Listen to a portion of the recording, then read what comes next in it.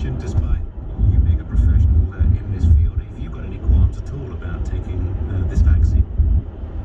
No, I think, the FDA is going to do its job. They've spent a long time trying to build trust and be very transparent with the public about how this is going to be looked at and reviewed. So I think that it seems to be going through all of the regulatory process that any other vaccine or medication would go through. Of course, it's an emergency, so it's moving faster, but they've made very clear, how they're assessing this and the level of efficacy there has to be. Pleasure to talk to you. Thank you. Yasmin Abu-Taleb, National Health Policy Reporter for the Washington Post. Are you happy taking the vaccine at 345-6060973? Are you optimistic for what may be the future? 7:31 is the time. We'll take a business update from David Buick in just a second, and we'll find out why the mayor of Liverpool, Joe Anderson, was very dramatically arrested yesterday, and I'll take you to the front pages as well. All after the news on LBC from Tom Sports. High-level talks will take place later in an attempt to unblock stalled discussions on a post-Brexit trade deal. Boris Johnson will discuss the situation with the European Commission President, Ursula von der Leyen. The UK's chief medical officers have warned the coronavirus vaccine will only have a marginal impact on hospital numbers over the winter. Each of the four nations is preparing to start administering the first doses of the Pfizer-BioNTech jab next week. A 66-year-old man has been charged with the murder of two women in Kent more than 30 years ago. David Fuller from Heathfield in East Sussex is being held in connection with the deaths of Wendy Nell and Caroline Pierce in 1987. And the weather, sunny spells over parts of Wales, the Midlands and southern England. Heavy showers in eastern parts of the UK and in the West Country. Mostly dry but chilly elsewhere. A high of 7 Celsius. Nick Ferrari at breakfast. LBC. Business Secretary Paolo Sharma. We're on the pathway to getting our vaccines into this country. Why would it appear NHS staff have been moved down from being in the first wave to the second? At the top of the prioritisation are people who are care workers and those who are based in care homes. But initially, the NHS staff thought they were in the first wave. Why have they been relegated? NHS staff, they've done a fabulous job. And of course, we should applaud that. What they will also want is to make sure that the people who get this are those who are most vulnerable first. Nick Ferrari at breakfast. Weekday mornings from 7. LBC. Hi, I'm Titilayo, a customer service assistant for TfL. We're running good service levels on the tube, buses and trains.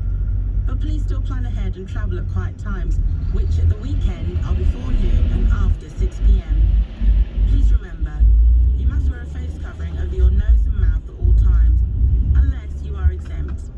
Search TfL Journey Planner to plan your journey. To the Mayor of London and TfL, every journey matters. Keep your loved ones smiling, even after the decorations come down, with Zing Flowers Extra Special Gift Subscription.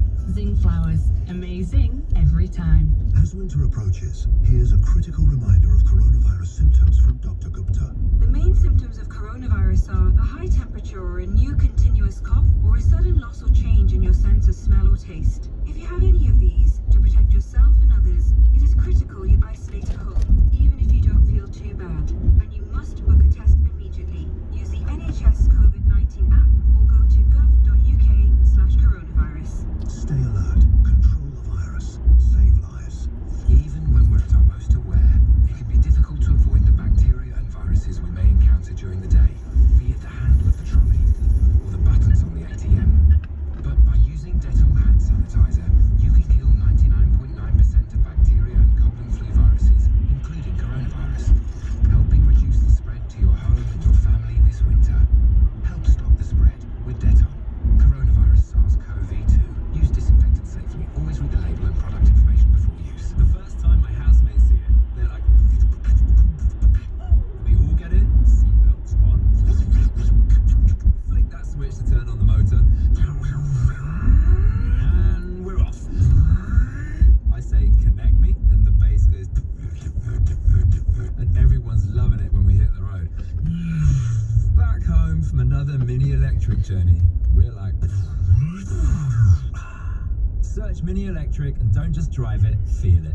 This Christmas, we're doing things a bit differently at Robert Dias. Our stores remain open for all your home essentials, and we've put measures in place to create a safe shopping environment. We've also expanded our online service so we can deliver everything you need for Christmas safely, quickly and conveniently. Shop online at robertdias.co.uk or click and collect at one of our high street stores. Leading Britain's conversation. LBC with Andrew Castle.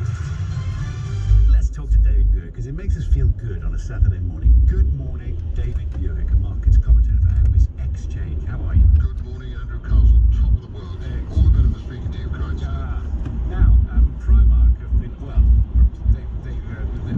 they've got rising sales, have they, despite a COVID hit? Are they online? Primark are not online. No, this is why it's an extraordinary story, this. I mean, it's owned by AB Foods, which is always a thing I never understand. Who are they? Well, they sort of make biscuits and, sugar and manufacture sugar and stuff like that. It's just that there's no correlation at all. But this is a brilliant brand. It really is. It hasn't actually got that many shops. It's got 34 stores. Yeah. Fewer than 10% of it. Sorry. It still has 34 stores. Fewer than 10% of its 389 outlets worldwide. But the extraordinary thing about it is they reckon that they've lost out on sales up to 430 million due to COVID. Yeah. But they still think they're going to be in profit by the end of the year. Well, you've probably seen the queues on television and in the newspaper outside these stores. The ladies trying to knock them down. It's absolutely fantastic, brilliant. Well, this is the thing about price. I mean, everyone's full of moral outrage when you see people making clothing in different places. I mean, if you are if you shop based upon price, almost into price sensitivity, Primark are the kings of it. Absolutely. And you've never set foot in a Primark. Begging your pardon, I have. I've got two daughters. They're very, very fashion conscious. I get very strict instructions not to waver away from what they want. Absolutely not. No. Fantastic. Same as really with Boohoo. The other thing is the extraordinary thing about this, it just goes to show that if you put stuff on the shelf that's attractive at the right price, people will buy it. Yeah. How old are your daughters?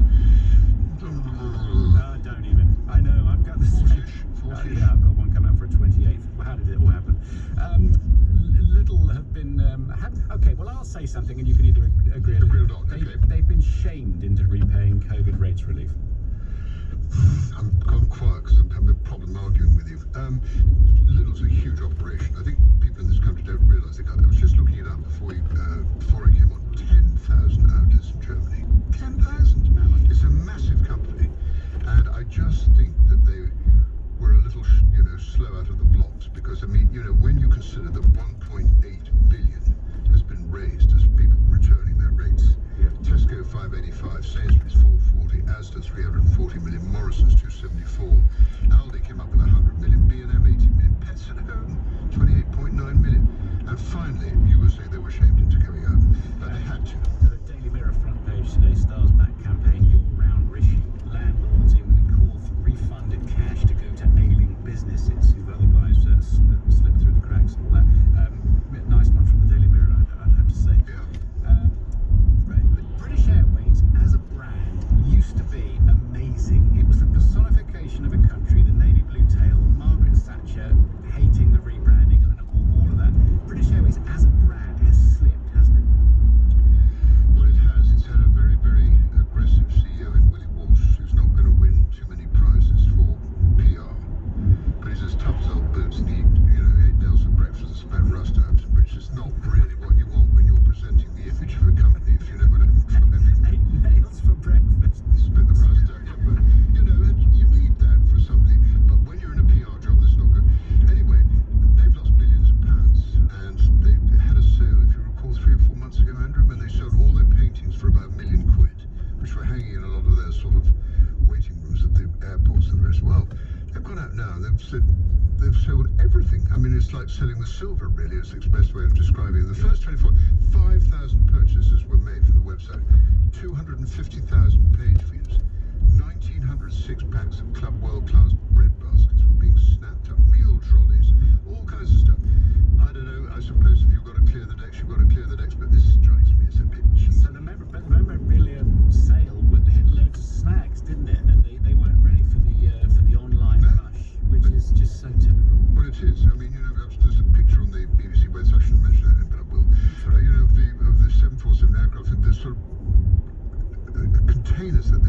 selling those. It was just extraordinary. Well, then I got, have a couple of drinks and go, look, that's